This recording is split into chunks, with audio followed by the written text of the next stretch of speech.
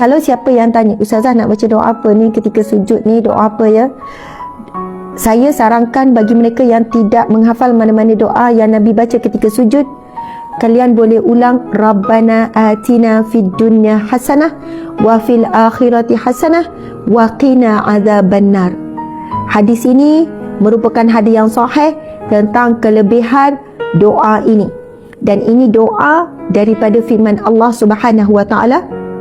Dan inilah antara doa yang disebut daripada hadis sahabat yang mana mereka sebut sesungguhnya di antara doa yang paling kerap Nabi baca, yang paling banyak Nabi baca, yang selalu Nabi ulang adalah doa Rabbana atina fid dunya hasanah wa fil akhirati hasanah wa qina azabannar.